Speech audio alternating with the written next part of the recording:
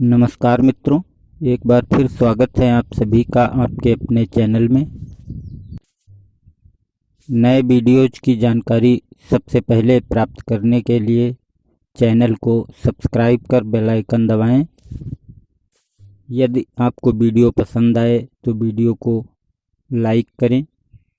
यदि वीडियो नापसंद हो, वीडियो में कोई बुराई नज़र आए तो वीडियो को डिसलाइक कर कमेंट में हमको बुराई बताने की कृपा करें। और यदि वीडियो से किसी का कोई लाभ होने की संभावना नज़र आए तो वीडियो को अधिक से अधिक शेयर करें। तो चलिए शुरू करते हैं आज की चर्चा। पहले मैं थोड़ी सी बात बलि प्रथा की करना चाहूँगा। वो चाहे किसी भी संप्रदाय की हो, उसे चाहे जिन शब्दों में कहा जाता हो, परंतु किसी देवी देवता या परमात्मा को प्रसन्न करने के लिए किसी जीव की हत्या वो बलि की श्रेणी में ही आती है। कोई खुदा का प्यारा बनने के लिए दुम्मे की बलि देता है। दुम्मा मतलब मेमने की बलि देता है। तो कोई जगत माता को प्रसन्न करने के लिए बलि चढ़ाता है। अब आप सोच कर देखो, आप कहते हो सभी को खुदा ने बनाया, वो सभी को प्यार भी करता है, हम सब उसी की संतान हैं। कोई कहता है ये जगत माता है, यानी कि संपूर्ण सृष्टि की माता है। अब यदि आप अपने माता पिता से जाकर पूछो कि मैं आपके किस बेटे की कटी हुई गर्दन आपके चरणों में भेंट करूं जिससे आप प्रसन्न हो जाएं, तो उनका क्या जवाब होगा, उनकी क्या प्रतिक्रिया होगी आपके लिए। और यदि आप किसी के माता पिता हो, आपके 2 बच्चे हैं या आपके 4 बच्चे हैं, तो सोचो आपकी एक संतान आकर आपसे पूछे आपके कौन से बेटे का सर आपके चरणों में चढ़ाने से आप सबसे ज़्यादा प्रसन्न होंगे, तो आप अपने किस बेटे का सर चढ़ाने को कहेंगे।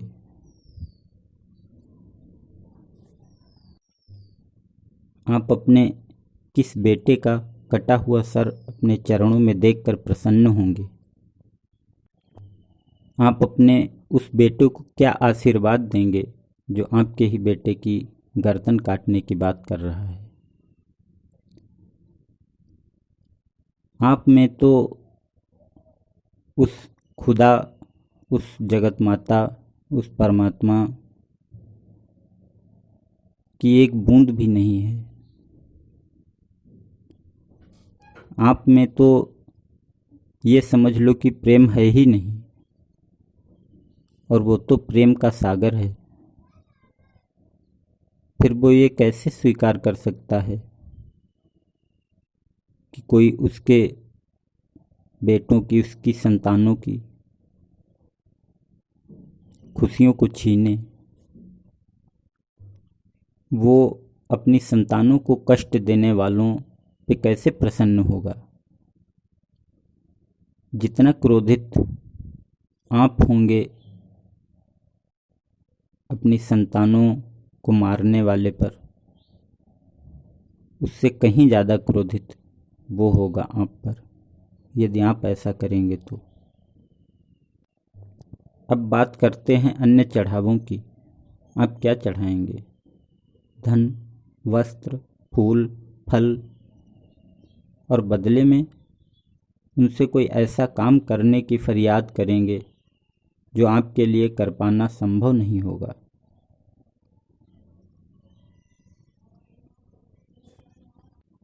ये कोई प्यार तो न हुआ, ये तो व्यापार हुआ। और इस व्यापार में आप जो कुछ भी देंगे उन सभी की उत्पत्ति का मूल कारण वही भगवान, वही परमात्मा, वही खुदा है। यानी कि उसी की वस्तु गर्व के साथ, अभिमान के साथ उसी को दान करने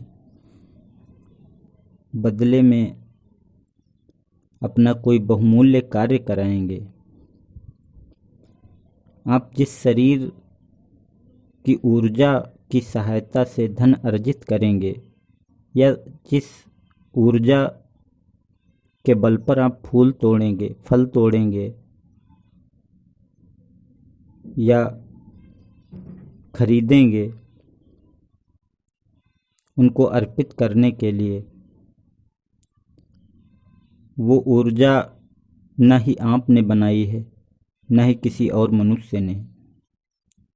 वो ऊर्जा उसी खुदा, उसी परमात्मा, उसी भगवान के द्वारा निर्मित की गई है।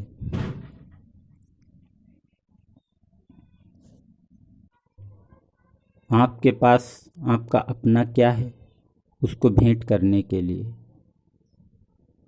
वो प्रसन्न उसी भेंट से होगा जो आपका अपना होगा। जब आप अपना कुछ उसको भेंट करेंगे वो तभी प्रसन्न होगा। मान लीजिए आप अपने घर बैठे हों, मैं आप ही के घर पर लगे हुए एक फूल को तोड़कर आपको भेंट करूं, तो आपकी क्या फीलिंग्स होंगी, आप क्या महसूस करेंगे, आपके क्या भाव होंगे? और यदि वही फूल आपकी प्रेमिका या आपका प्रेमी आपके घर पर आकर और वही फूल तोड़कर भेंट करे, तो आपकी क्या फीलिंग्स होंगी, आपके क्या भाव होंगे, आप कैसा महसूस करेंगे? इन दोनों फीलिंग्स में क्या अंतर होगा? फूल वही है, घर वही है, आप वही हैं। फूल भी आप ही के पेड़ के हैं दोनों। फिर फीलिंग्स में इतना अंतर क्यों है? क्या कारण है? इसका कारण है भाव। महत्व फल, फूल, धन, वस्त्र या कोई अन्य वस्तु नहीं रखती। महत्व होता है भाव का। और यदि ये भाव हम इंसानों के लिए इतना महत्व रखता है, तो खुदा के लिए या भगवान के लिए तो सिर्फ यही महत्व रखता है, क्योंकि हमारे लिए तो और भी वस्तुएं महत्वपूर्ण हैं। धन है, वस्त्र हैं, स्त्री, पुत्र, खाने पीने की चीज़ें, बहुत कुछ हमारे लिए महत्व रखता है, रहने के लिए मकान। परंतु परमात्मा को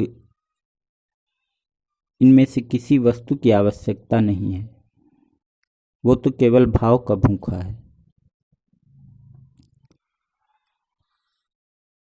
और भाव ही आपका अपना है,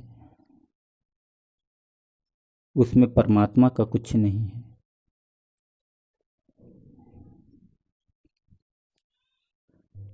जिन व्यक्तियों या वस्तुओं के प्रति आपका अपनेपन का भाव है, वो व्यक्ति या वस्तु आपकी नहीं है, वो भी उसी का क्रिएशन है, उसी की रचना है जिसकी ये संपूर्ण सृष्टि है। परंतु उनमें जो अपनेपन का भाव है वो आपने रचा है, वो आपका क्रिएशन है, वो आपकी सृष्टि है। यानी कि उस अपनेपन के भाव का आधार है आपका पृथक अहंकार, आपका ब्रह्म स्वरूप, आपका पृथक मैं।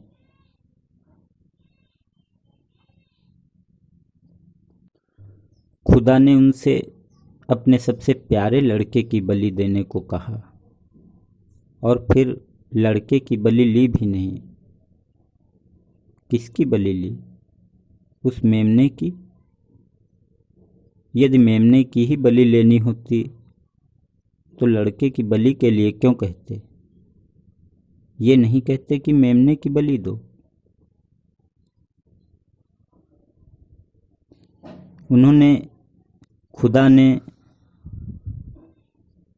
उनके उस सबसे प्रिय लड़के के प्रति उनका जो अपनेपन का भाव था उसकी बलि ली।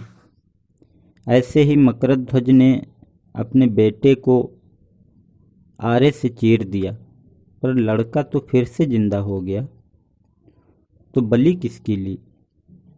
यहाँ भी उसी अपनेपन के भाव की बलि ली और सबसे प्रिय लड़के को बलि देने के लिए इसलिए कहा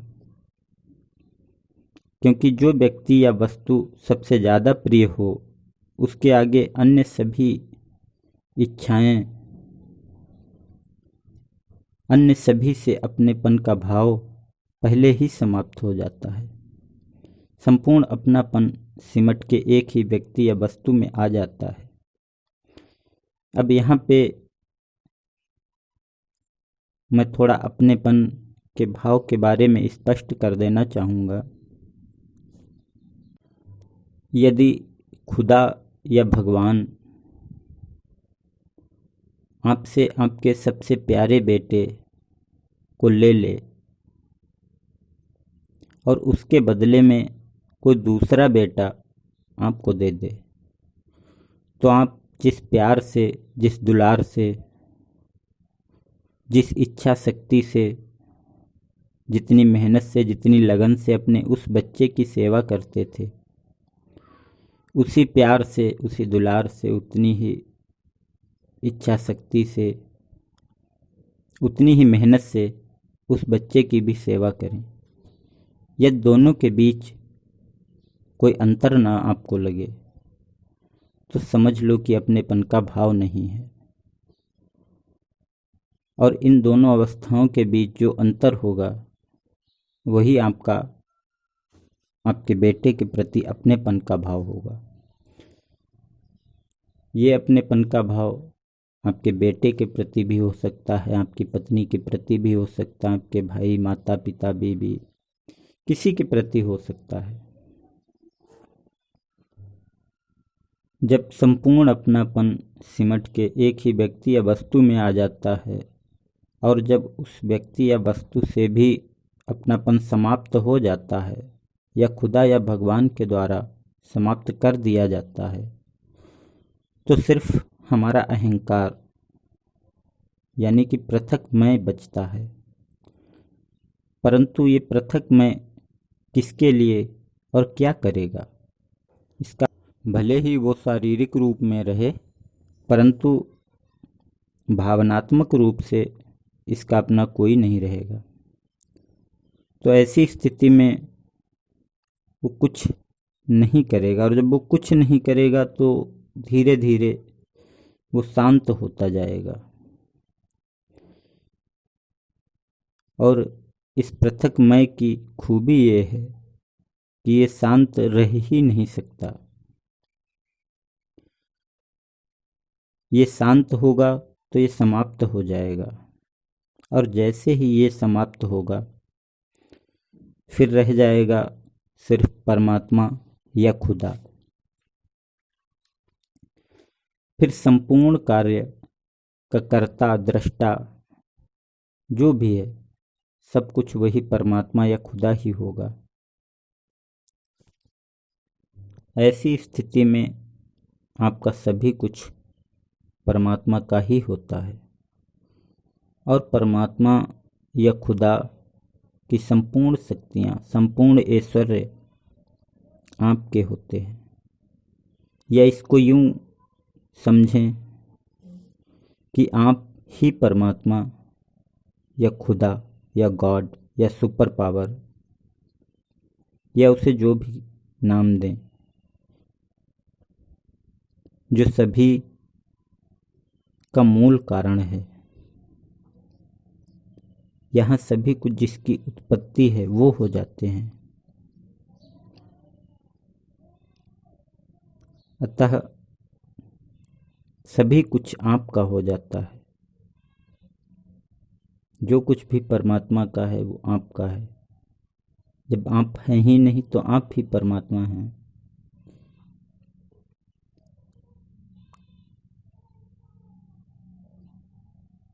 अतः परमात्मा को सबसे प्रिय भेंट है मैं और मेरा। तो आप और कुछ भी भेंट करें या न करें, अपने मैं और मेरा की भेंट उस परमात्मा, उस खुदा, उस गॉड के चरणों में अवश्य चढ़ाएं। आपकी इस भेंट के बदले परमात्मा आप पर अपना सब कुछ लुटा देगा, अपनी सारी खुदाई आपके नाम कर देगा, अपना सारा ऐश्वर्य आपके लिए खोल देगा।